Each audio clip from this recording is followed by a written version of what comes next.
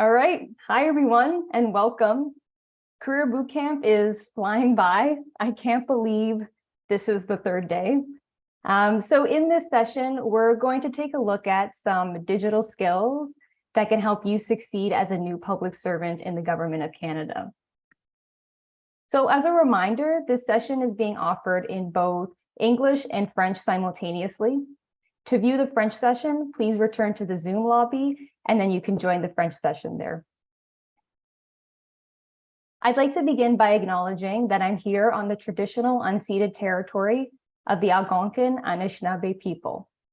The Algonquin peoples have lived on this land since time immemorial, and I encourage all of you to acknowledge the land you're on. All right, so as we move through today's session, please share your questions using the Q&A button. And you can vote for the questions you like by clicking on the thumbs up. So as with all FYN sessions, this session will also be recorded, so you can go back and check it out at a later date. And in addition to the recordings on their YouTube channel, FYN is also offering another way to learn this year, a podcast series of the Career Bootcamp sessions. So after CBC, the podcast will be made available on Spotify and Apple Podcasts. And I also would like to note that our PowerPoint presentation has been added to the Career Bootcamp wiki page under resources, and any other resources shared during this session will be added to that page too. All right, so some introductions. I'm Christina, and I'll be your moderator for this session. I use she, her pronouns. I'm a woman with green eyes and shoulder-length brown hair with blonde highlights. I'm wearing a dark green shirt, and I'm wearing glasses. I'm currently a writer with the Public Sector Experimentation Team at the Canada School of Public Service. I'm super excited to be here with you today, and I'm really looking forward to the discussion. Okay, first things first, let's take a look at our learning objectives for this session. So together, we'll better understand what digital means in a public service context, learn key digital skills for all public servants, gain awareness on tools and resources to leverage to learn and develop digital skills, and learn how to use GC digital standards to advance your career and promote positive change in the public service. So before we dive right in, we just have a couple of quick polling questions, and you should see the questions pop up on your screen soon. We'll give everyone just a minute or two to complete them. So the first question you see there is, how would you define the term digital as it relates to your role in the public service? A, it involves the use of electronic technology and data. B, it refers to the transition from paper-based processes to electronic systems. C, it means leveraging digital tools and platforms to enhance service delivery. Or D, I'm not sure. I'd like to learn more during the presentation. And then question 2 is, have you heard of or used the Government of Canada's digital standards in your work? The first option is yes, I'm familiar with them and use them regularly. There's, I've heard of them, but haven't used them. And then finally, no, this is the first time I'm hearing about them. So remember that there's no right or wrong answer here. This is just going to give you the chance to reflect on how much you already know about the topic. So we'll just give everyone another moment.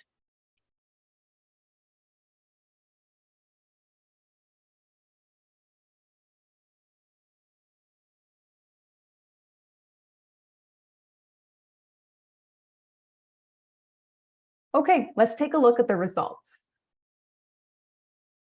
All right, so it seems like 40% have voted for it involves the use of electronic technology and data, and 42% said it means leveraging digital tools and platforms to enhance service delivery.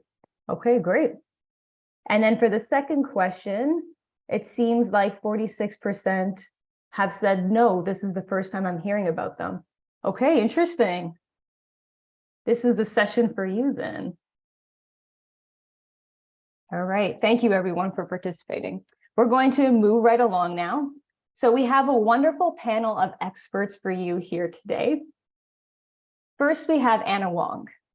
Anna is currently the Director of Digital Talent Development at the Treasury Board of Canada's Secretariat, which is focused on developing and upskilling digital talent across the Government of Canada.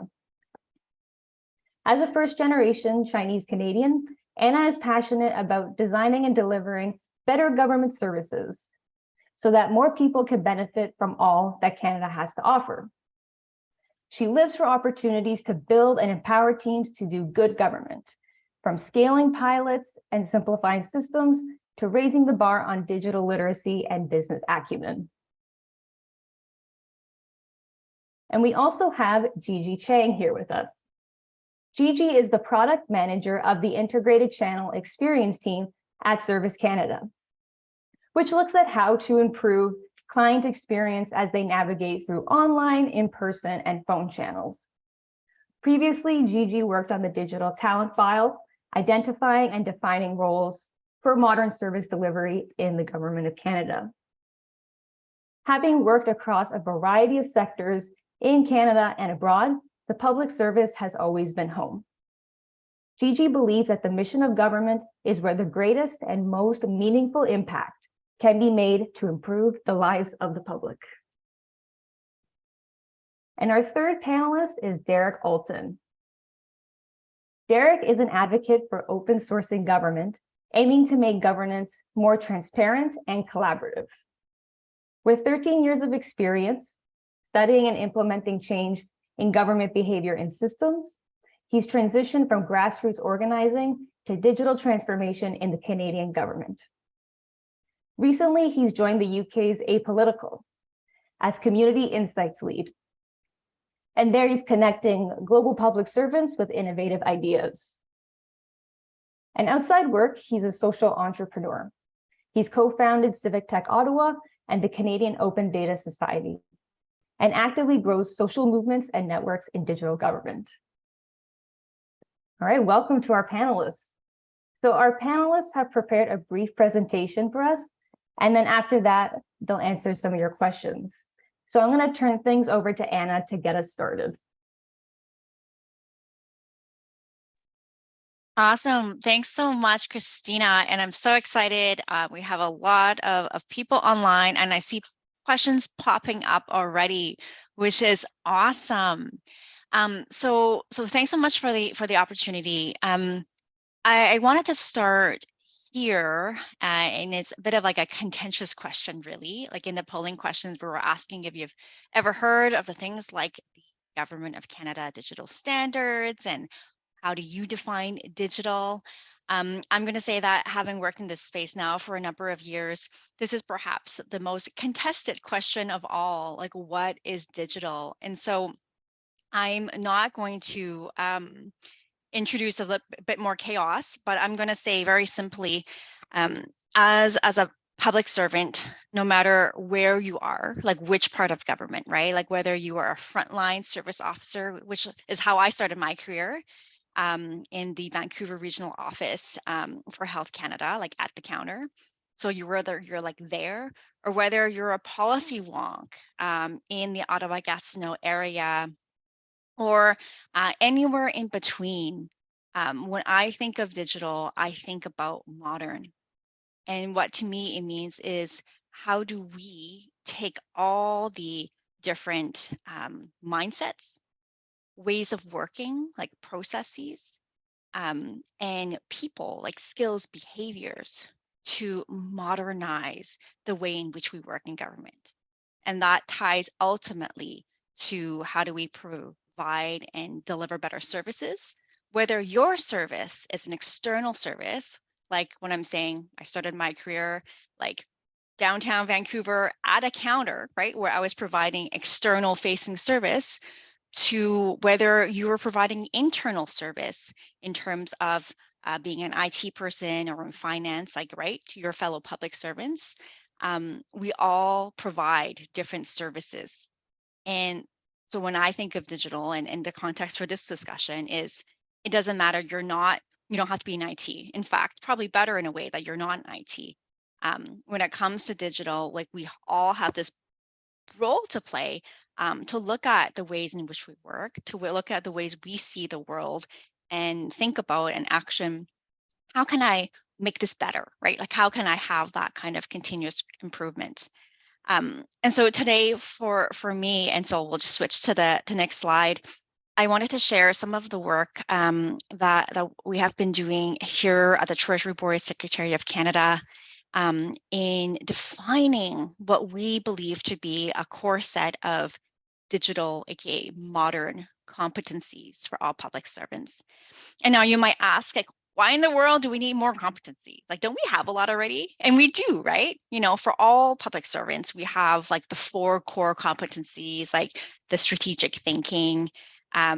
If you are an executive, like me, you have additional, what we call key leadership competencies, like mobilizing people and achieving results. So we have all of these things. So why in the world do we need more? And my answer to that is, in the last little while, number of years, I think the immense pace of change inside and outside the public service has been exponential, and it has led us to kind of like rethink. Okay, like today as a public servant, what are those like core things that we need? Like, are there things that are in addition to kind of like the baselines we have already developed, mostly, you know, to do with values and ethics and stewardship, right? Which are all good things. Like, this is not a replacement of. And so here at Treasury Board, over the last year and a half, we have relooked at that, and through a number of ongoing workshops, engagements, we have put this forward as sort of like our beta, if you will. And so we kind of grouped 6 buckets of competencies, and competencies, like, what are competencies? It's basically a collection of skills, of behavioral indicators, like how you behave, and knowledge that all kind of fit together. And so we have these 6 kind of buckets that we think, no matter, again, where you are, we feel like these are really important for you to know, be aware of, and be able to demonstrate at a certain level. And we recognize that, you know, there are some additions. And then if you're a manager or if you're an executive, there are some additional layers to that. So you have the slide here. There's a ton of information on the fabulous wiki page that the Federal Youth Network has compiled to us. But I thought what I could do is walk through one and kind of show concretely like what that means, right? In sort of like a day-to-day job. And so one of my favorites, not that you're supposed to pick favorites, is on continuous improvement. So what does that mean, right? So we say here, okay, enhance work based on ongoing collaboration, feedback, and learning to solve problems and deliver value in a timely manner. Like, what does that mean? And so concretely, to me, that means that if somebody has this competency or is developing them, we would see in their behavior, so like that's a behavioral indicator, that they're able to engage in ongoing learning. They can seek out development opportunities. They're the person that signs up for career bootcamp, like you all here, for example. They know how to look at the work and provide and make any adjustments, right, to refine it, to make it better. They're the kind of person who takes time and blocks out time for self-reflection. Like, these are all really concrete things, right, that you can see from someone who can demonstrate this. And this also means when you think about, you know, knowledge domains and skills, it's somebody that knows different continuous improvement methods. And that might differ depending on what your craft is, right? Like if you're a writer versus you're in finance, but they know what those are. They're able to engage in critical thinking and creative thinking, again, which are all like very concrete kind of things, right? When you kind of break it down. And then lastly, in this competency, what that could look like in terms of like an attribute, kind of like a characteristic, if you will, is somebody that demonstrates a growth mindset, and I know we hear this phrase kind of a lot, but you can sort of see it, right? Like the type of colleague, person on your team who is always looking for that kind of feedback or always open to it. It's somebody that's self-aware, somebody that's curious, somebody that is open-minded. So that's a bit of like a taster, if you will, of, you know, when we came up with these 6 buckets, like what's really in that bucket. And so I can go on and on about that.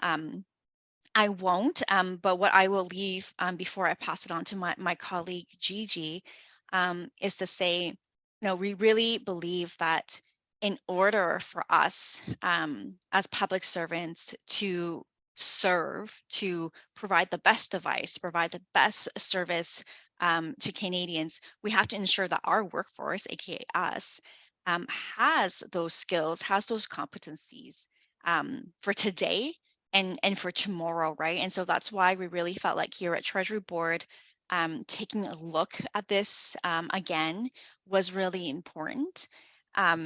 And kind of the next steps we have for this. So again, this is beta, like this is not sealed in stone by any means. It should kind of never be, in a way, it should always be evolving. And so where we are right now is we are just at the cusp of launching larger engagements with a broader stroke of the public service to ensure this language resonates with everyone, and as well being able to provide very concrete learning opportunities and other professional development opportunities for people to develop this. And so we do that in partnership with our great colleagues at the Canada School of Public Service. So you can actually find some of those things like on the wiki page already, kind of like your takeaway party bag, if you will, you know, like right after this, you can check it out. You can take some like learning, some opportunities like immediately. So that's really, really cool. And if you want to find out more or get involved in this, like message me and I'll be happy to connect you to our interdepartmental work on this. We have a page on GC Exchange. Okay, so that's enough about my public service announcement. And I'll turn it over to my colleague Gigi, who will walk you through some real life examples on her team. So over to you, Gigi. Thank you so much, Anna, and so great to follow you to speak about like a case study of what it means to apply the digital service standards to your everyday work. So Christina, if you could forward to the next slide. Okay, awesome.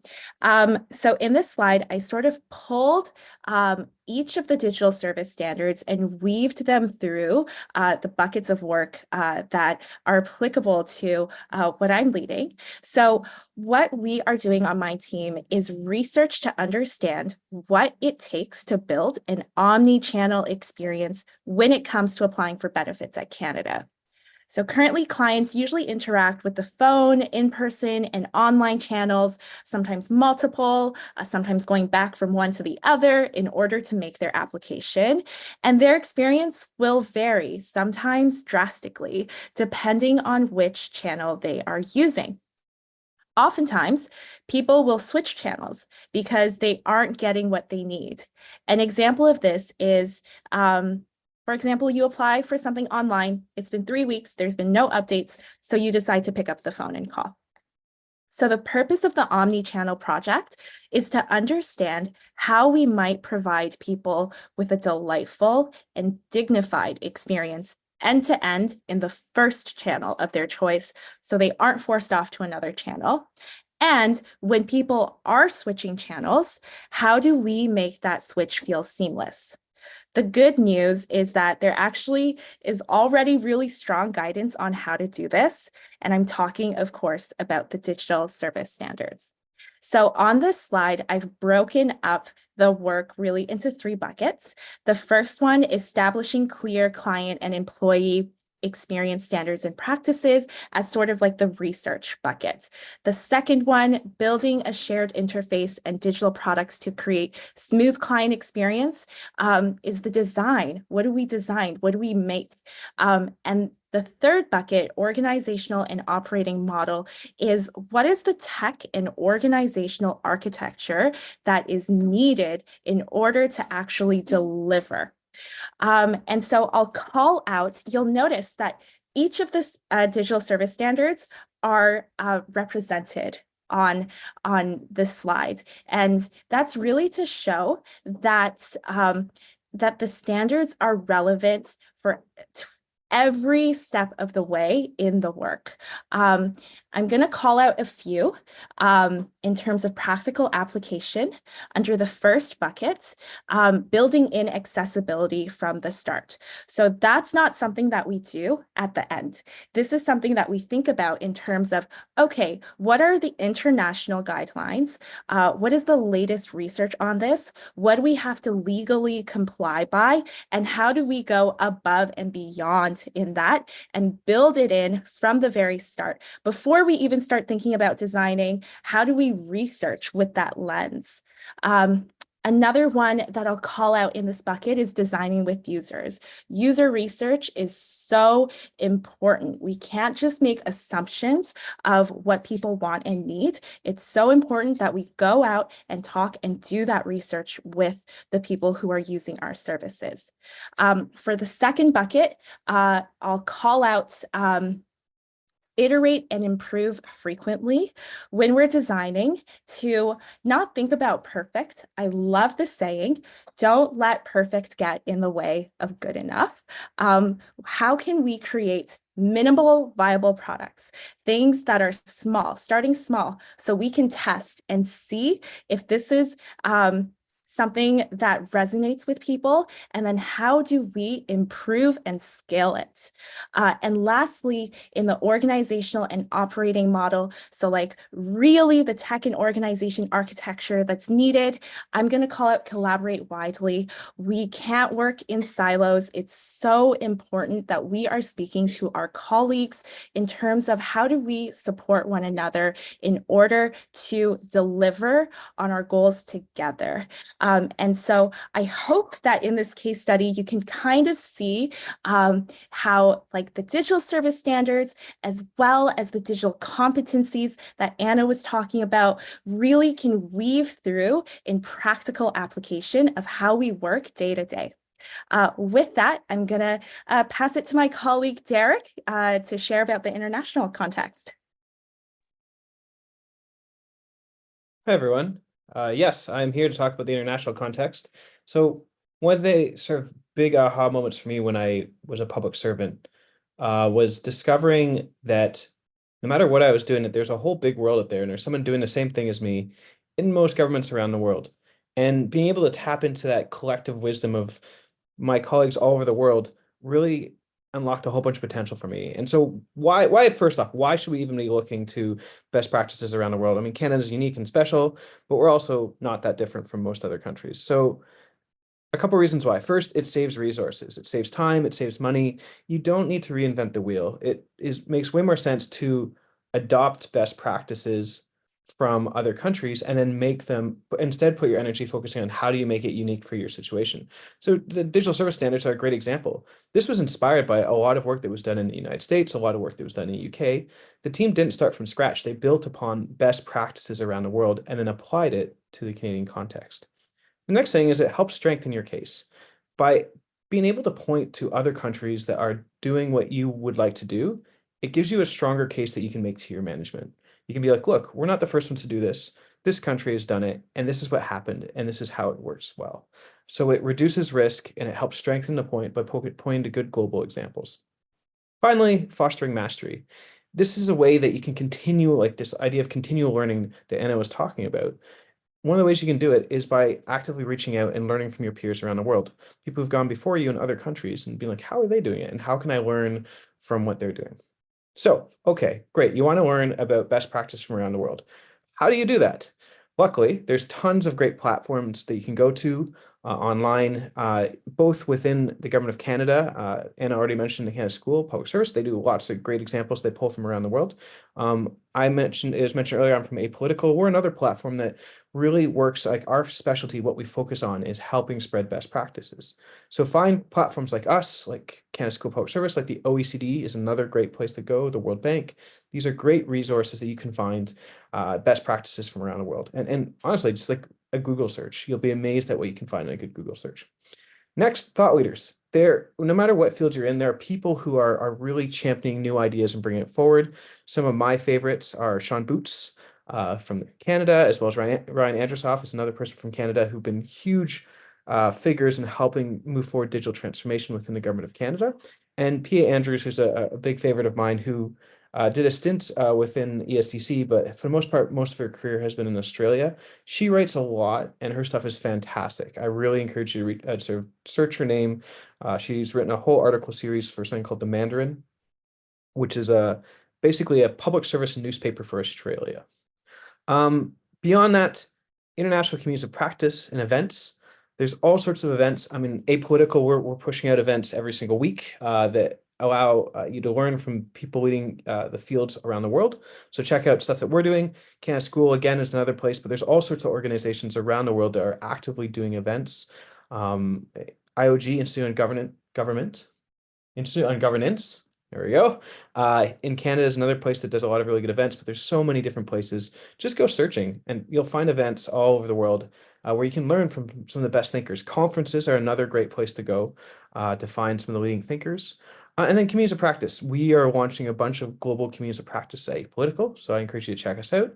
But there's a fantastic international service design community of practice that exists through Slack that has thousands of people working on service design in government across the world. They just recently did a 24-hour conference where every hour was a different country presenting on what they were doing in service design in government. It was quite exceptional. So next slide. So, okay, so now that you've got your basic idea that you want to learn from the rest of the world, you've got different places you can go. You can find people you can follow on Twitter or X, I guess it's called now, and LinkedIn. LinkedIn is really popular as a place. But a lot of these people also have blogs, so you can subscribe to their blogs or Substacks. But I want to give you some sort of pointers in terms of places you can go to look for best practices, depending on what it is you're doing. So in the digital space, the country that everybody talks about all the time is Estonia. Estonia is still seen as sort of the go-to example for digital government done really well. I would also point to Ukraine. Ukraine has come out of nowhere, really, and really built upon the great work of Estonia and their stuff around DIA, which is their single user platform. You can kind of go in and all their services are provided through DIA. They've got some great videos on YouTube that's worth looking into. If you're doing anything to do with chatbots, definitely check out Singapore. They're doing great work there. Regulations, European Union and the US are two places to look, but European Union in particular is really leading the world when it comes to regulations around anything to digital. I mean, we're talking about AI. The AI Act at the European Union is a great place to look for this type of stuff. Another country that's not on here that I should have put on here is Taiwan is doing some really interesting stuff around using digital tools for community engagement with their Polis platform. And I did want to sort of give a shout out to British Columbia. Their BC Dev Exchange, which has been around actually now for like 6-8 years, is still one of the best examples of procurement, micro procurement that you can find, and what does digital procurement done well look like. But this is just a teaser, and I will sort of pass it off to questions now so we can engage with all of you. Okay, great. Thanks so much, Derek, and thanks, Anna and Gigi, too. This was great. So not only did we get an overview of the digital standards and competencies, but we also got some insight into how to actually apply them to our work. And as a bonus, we got some best practices from around the world. So we're going to turn over to our question and answer period now. So if you have any questions, you can ask them using the Q&A function. And remember that you can vote for the questions you like by giving it a thumbs up. All right, so let's take a look at our first question. Let me pull up the questions here. All right, so the first question here is, I'm a new employee to the government. What are the most important digital skills I should learn? So maybe I'll pass this over to maybe Gigi to get us started, and then Derek, maybe you have some kind of perspective, like some global perspective to add in as well. Yeah, I also noticed Anna unmuted, so I'm happy to toss it to her also. Yes, I would say it's so interesting. I was on a call with a mentee yesterday, and we were talking about this exact question. And I turned it back to her, which is, what are you interested in? Because there is so much opportunity across the government right now and across like just any sector that you might be interested in terms of like, what does modernization look like? How do we do better service delivery? And there are so many ways to be involved in this. Anna named a few that aren't necessarily in IT. And if IT is what you're interested in, that's fantastic as well. But I would really encourage folks to turn this question back to themselves. What am I interested in? Do I like talking to people? User research, that's what you do all day long, talking to people. Do I love design? I like making things pretty. I like making things usable. UX design. I'm really interested in how to actually build and create things. Product management, becoming a developer, front end, back end, infrastructure tech infrastructure, building systems. Oh, I'm really interested in how to operationalize. Like, how do we gather people and organizations and systems to work together? Look into project management, look into like tech infrastructure roles. So really like turning that question back to yourself and be like, this is what lights me up, and going from there. So that's what I would offer. And I'll pass it back to you, Christina. Okay, great. Thanks so much. I'm loving the energy too. It's getting me super pumped. All right, Derek, Anna, would either of you like to jump in, add anything to this question? Maybe I just like would add, so all the areas Gigi articulated are like absolutely like bang on, right? So if you do like a quick Google search, top digital skills today, like all of those would probably be listed. I would just say, like, I think there is a bit of a distinction between, from my perspective, like, what are those base things we should all know regardless, right? Like, and that's sort of what I was talking about. Like, those are the base competencies for us all, no matter your particular domain. And so that's stuff like basic literacy. It's about data stewardship. It's about cybersecurity. It's about inclusivity and accessibility. Like, these things and continuous improvement, right? The example I gave through, like, these, doesn't matter what you're doing. Like, this is core, we believe, to your work. And then when you add on then what Gigi articulated, which I think are like in some ways very domain specific, like, right? So if you are interested in service design, there is a set of skills for that. Does that make sense? Versus if you're in like another domain. So I always like to see it as like, it's kind of like building on a pyramid, right? Or looking at your tool set. And I really believe we can all sharpen like those base competencies, and those are the ones I shared. And then on top of that, depending your craft, your passion, there's like whole other stacks, I would say. Yeah, I mean, I would definitely plus one everything's been said. And to Gigi's point, I was just listening to a podcast that talked about mastery, and it's talking about one of the most effective things to do with mastery is just figure out what you love. And if you can figure out what you love, mastering it is going to be really easy because it's what you're going to want to do. So the more you can figure out what you love within the context of government, or even not within government, the more it'll be easy to master the skills that you want, because they'll just be what you naturally want to do. A couple things I'll add. So one is learning the basics of the tools that you have at your disposal. I mean, I was doing a presentation to my local council here in the UK, St. Albans. Great place to come visit. And the argument I was making is like the best thing you can do is help your employees figure out how to use Excel and Word and PowerPoint and Teams well. like really well. Get used to like Excel is a phenomenal platform that's very basic, but you can really use it to a high degree. So develop mastery with like the very basic tools. You don't need to use big fancy tools. Figure out what the most fundamental basic tools are for whatever it is you're doing and become really good at using those basic tools, because that is like 90% of the battle right there. The second thing I would say is we talk a lot in the digital space about technical skills, but fundamentally, some of the most important things are actually the soft skills. Things like being curious about what you're doing, just genuinely curious. It's like one of the most important things you can develop within the public service. Desire to engage with whoever your users are of whatever service you're doing or whatever you're working on is huge. Critical thinking, fundamental skill, critical thinking. The world around us is moving so fast. It's the critical thinking skills that allow us to adapt and ask the right questions. Active listening is so important within the context of government. And then emotional intelligence is huge. And so I think, yes, these technical skills are really important, but don't forget the soft skills. In some ways, they're more important than the technical skills. Absolutely. Yeah. Don't forget about those soft skills. They're just as important for sure.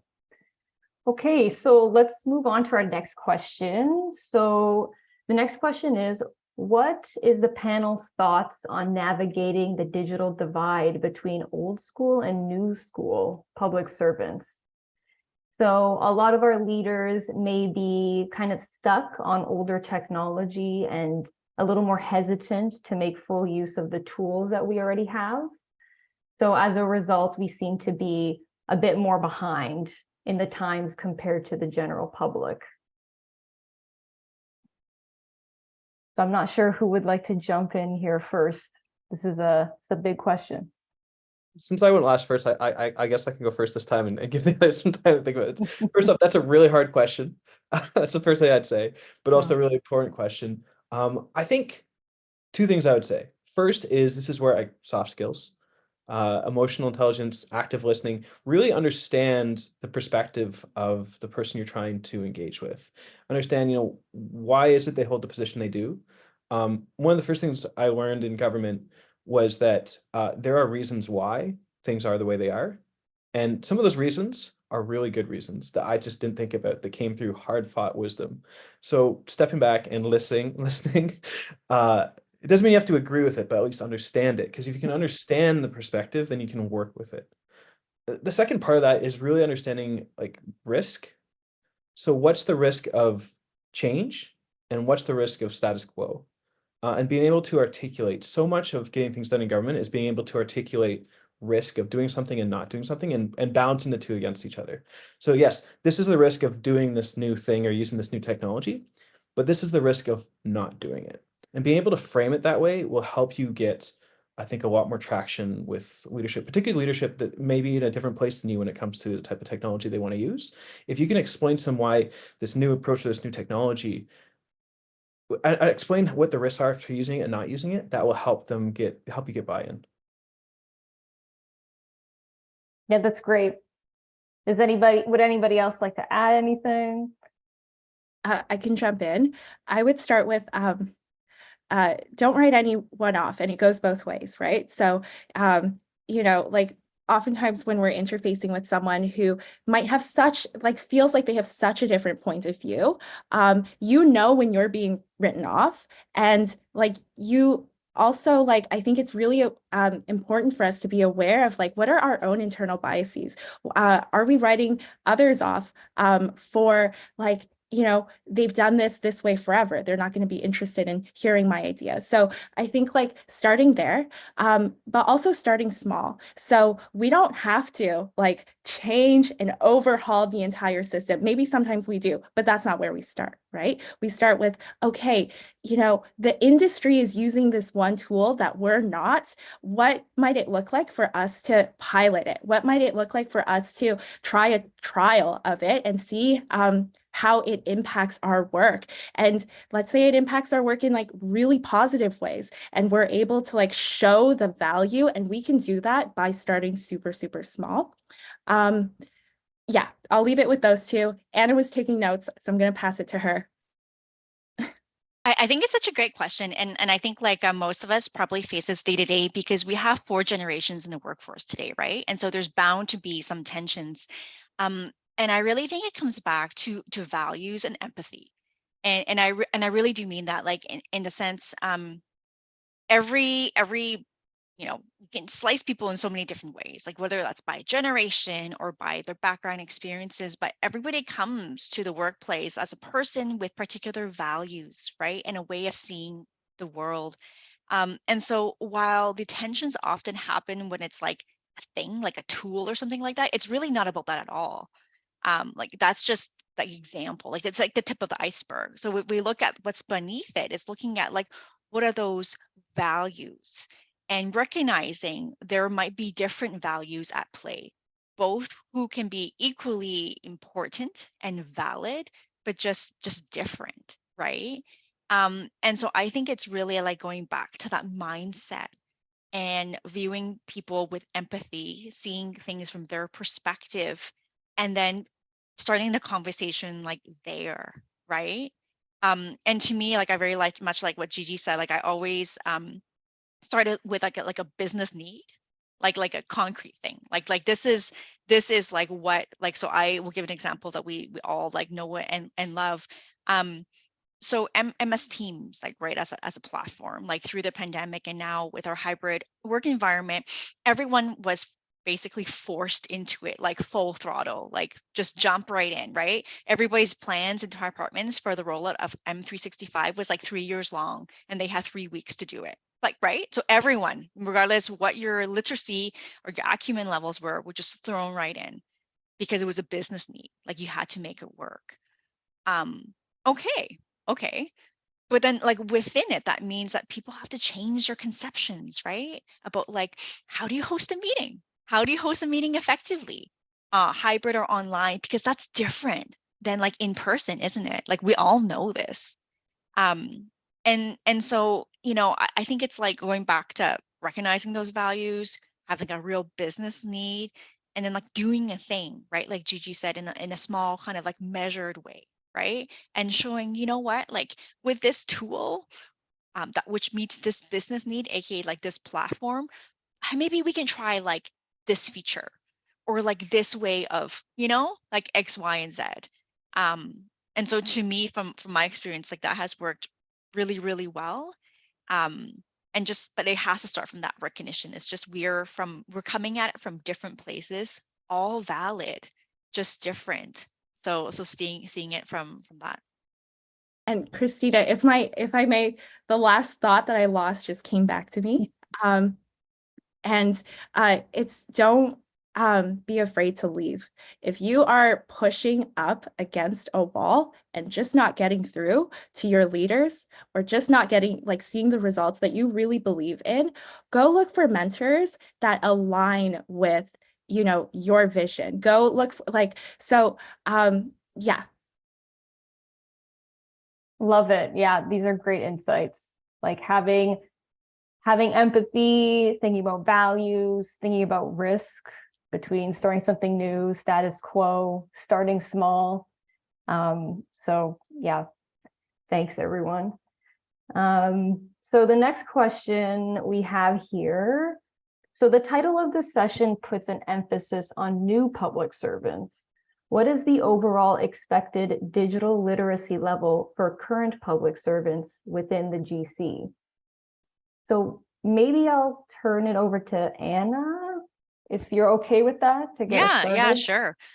So I think like the title for bootcamp usually is like the focus is on newer public servants, I would say.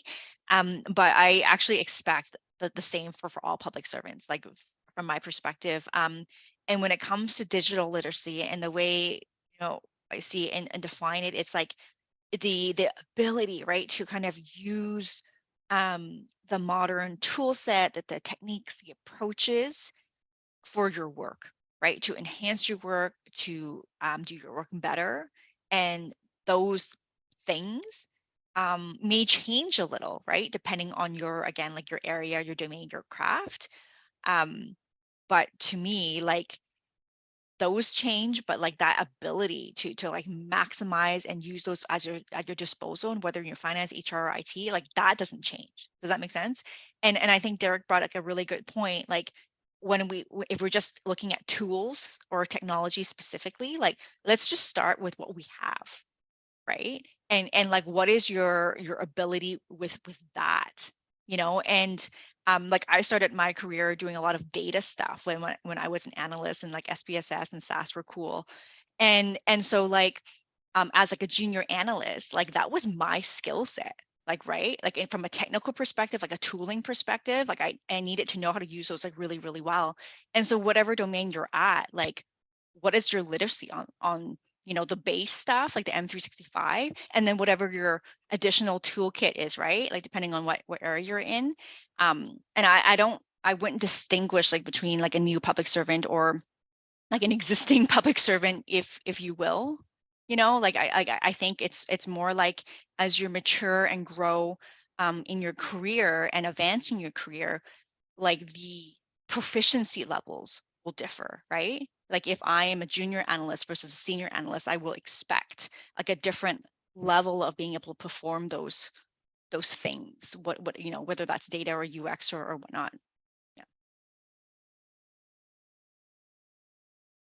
All right, Derek or Gigi, would either of you like to add anything else? I mean, I the only thing I'd add is I think it's less about literacy and it's more about outcomes and outputs. Are you able to deliver what needs to be delivered? That's I think the most important question. Okay. Oh, go ahead. I was just gonna shout out and plug the work of Anna's team, Digital Competencies for All Public Servants. Such a great resource to return to. And sort of like circling back to the first question is like, okay, what are the baseline and then what lights you up? Amazing. So the next one, I'm going to combine two questions, I think, but they're both pretty topical. So the question is, are public servants expected to pick up emerging digital skills and knowledge externally and bring them to the GC before they're introduced and implemented within the GC? So the example they provide is ChatGPT being launched, but the TBS guide on the use of generative AI was released a little bit later. And then I guess part of that question is just kind of the general concern that, you know, will our jobs kind of be replaced by AI? Is there reason for concern there? So again, another loaded question. I don't know if anybody wants to take a swing at it first. I can take a swing at it. So my partner is an artist, and we've been having a lot of conversations within our communities around, will AI replace artists? Like there's this fear and anxiety, and I just want to call out, like, that's very real, right? When we see what AI can do, it's like, oh my God, like, is my job at risk? And what I will say is that, like, the human capacity to create, like how does AI work? By taking in the information and art and knowledge and work that humans have contributed, right? And then organizing it for us at a much larger scale than a single human brain can do. But we still need to be the ones to actually apply it and guide it. And like this like information generation still comes from the like human impact. And, you know, in the case of artists, like this fear of like AI stealing art, well, yeah, that art needed to exist in order for it to steal the art. And so it's like sort of thinking about like, maybe not AI as like an enemy, while yes, recognizing like that fear of like, you know, what tasks might it replace, but looking at it as a tool to augment what we are able to do as humans. And I think when we think about it from that perspective, more opportunities open up.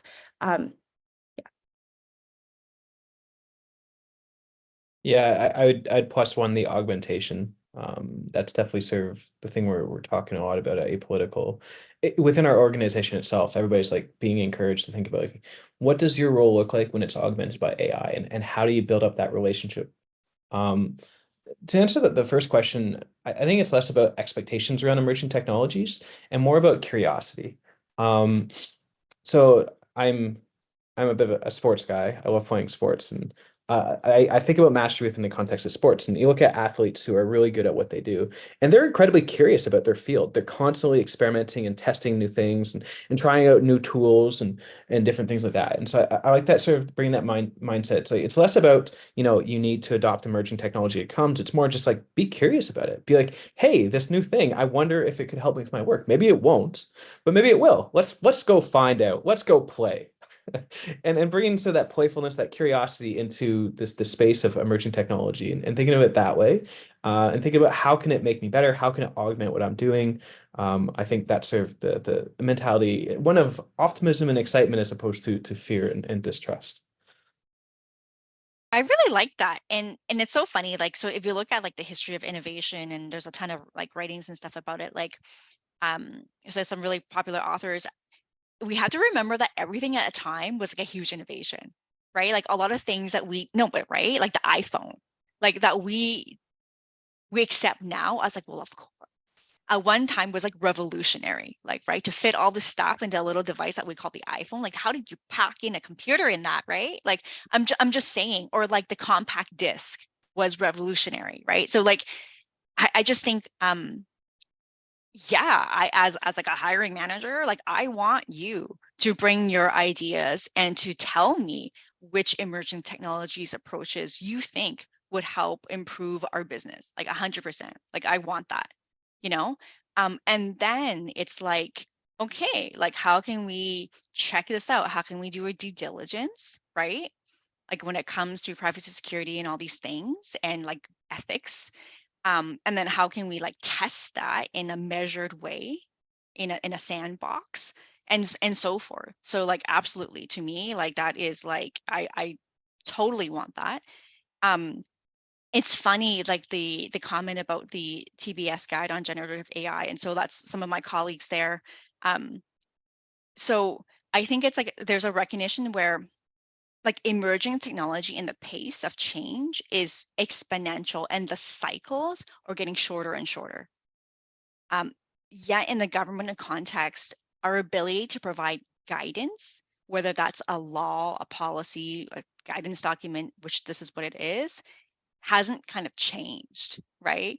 And so it's funny because internally we saw that development of the generative AI guide as like revolutionary. Oh my God, we got it out in 6 months, people, like versus like 2+ years, right? Whereas like this comment was like, oh my God, you only got it out like that much later. Didn't you anticipate this?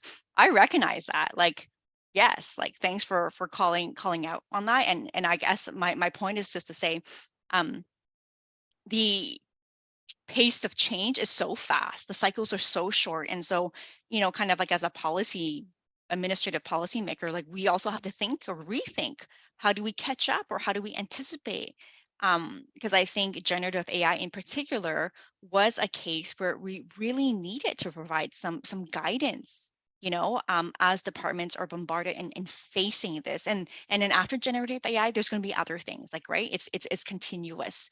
So how can we make that kind of feedback loop faster, like as well, which traditionally in policy making wasn't designed for that. Like that wasn't, like it just that piece of change wasn't envisioned. Yeah, these are some really great points. So I'm just keeping an eye on the time.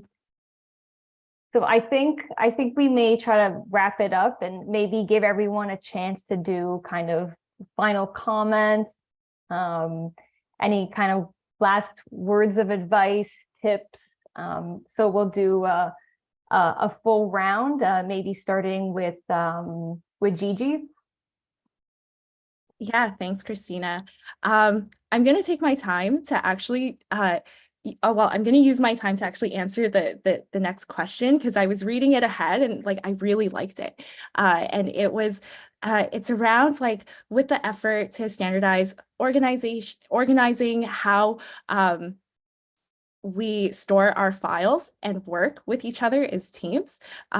Like, how do we apply the available digital platforms? So there's a standard approach, subsequent training, all of that. And I really like this question because it reminded me of a product that one of my colleagues put out called the OAS Eligibility Estimator.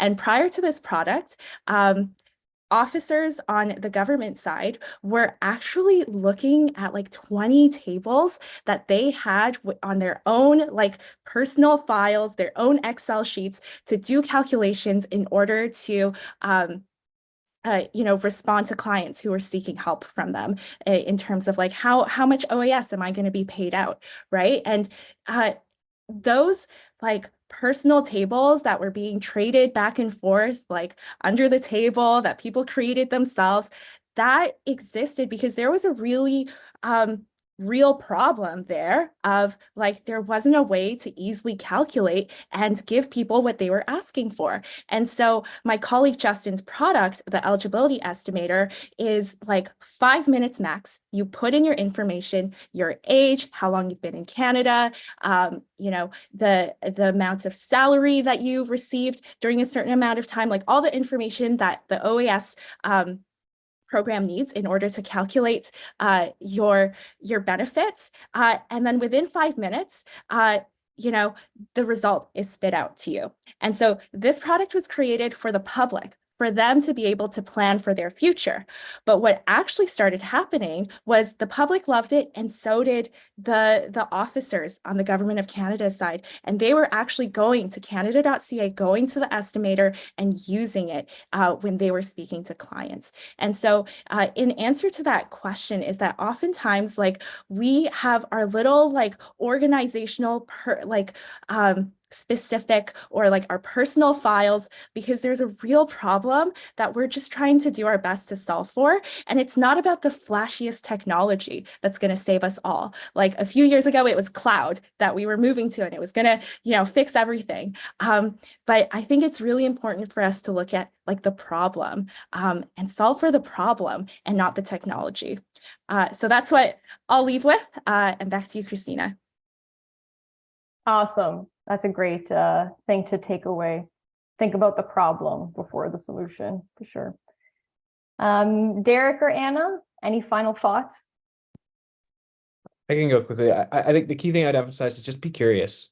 Be curious, go exploring, and remember that whatever it is you're working on, whatever it is you're doing, there are other people who are doing exactly the same thing. So go find each other and share ideas and experiment and find the people who've gone before you and learn from them. And there's tons of opportunities, there's tons of places like Apolitical, like Canada School of Public Service, and like those of us on the call. I mean, I know I can see a bunch of you have already added me to LinkedIn. Thank you. But add people to LinkedIn and go exploring and talk to people. Use your tools to learn from each other. Yeah, and I would just add like so I took a gander at like the rest of the questions, and there was a number of questions about some of the resistance people feel and face in their day-to-day work, whether that's with their direct manager or workplace or just kind of like an analog work environment. And so I would say like you're here, like you showed up, which means you're curious, you want to continuously improve, and you have that self-awareness. And sometimes it can be very disheartening, right? Depending on your immediate workplaces and stuff like that. So I echo what Gigi said. If it really is not working out, go somewhere else, because there are other places that could be better aligned to your values. But then also like keep seeking out like-minded people to support, build those networks like Finn. Like when I first started in the Government of Canada, like the Federal Youth Network was one of the networks I really tapped into. And I've gone to career boot camp for like over a decade, like for a really long time, okay? Like really long time. So like that really helps a lot though, right? Because it's like, you have a problem, they probably do too. And that kind of like trainings, like getting that support is just so fundamental. Like this is like a marathon, it's not a sprint. Modernizing government and the way in which we deliver our things is like a life's work. It's like a life's work, right? So make sure you stay the course, find the cheerleaders, find the champions, find the allies. So that's what I would leave with, and find us on LinkedIn. We're happy to connect in any way. Just quickly, very quickly, I'll add one last thing. So definitely +1 to everything Anna just said. You know, this is a community. It's going to be a lifetime journey. We're all in this together. Come hang out with us. We're a lot of fun. Even when we go into other parts of the world, like I did, we still stay connected and hang out. The final thing I'll say is I'm running a kiosk. So if you want to come to my kiosk right after this, I'll be there and we can keep chatting about all this stuff. And you can ask me the questions you can get a chance to ask here. And I might even convince Anna and Gigi to come hang out with me in my kiosk. Maybe. Love it. Okay. I can't believe we've come to the end of our session here. So this has been a wonderful discussion. Thanks so much to our panelists for their insights and their advice. And thank you everyone for attending and for your participation. Now we've covered a ton of information here, but the video recording will be available on YouTube soon, or you can check out the podcast series. And just to put this on your radar ahead of time, FYN will soon be hosting in-person learning days across the country. So be sure to register early to guarantee your spot because the sessions will fill up quickly. Information on how to register and which cities will be hosting these events can be found on the FYN wiki page. So we just have one final quick polling question. And that question is, was this session a good use of your time? Yes, no, or I don't know. All right, so thanks again for joining us today. This concludes the sessions for day 3. Be sure to join us on Thursday at 1 p.m. for another exciting day of CBC. And there's also an opportunity to drop into the kiosks, like Derek just mentioned, and speak with members of the GC communities starting now until 4:30. So you just go into the Zoom lobby and click on Expo, and you can move your avatar to booths if you want to take a look at the kiosks, or meeting space if you want to network. So thanks everyone, and have a great rest of your day.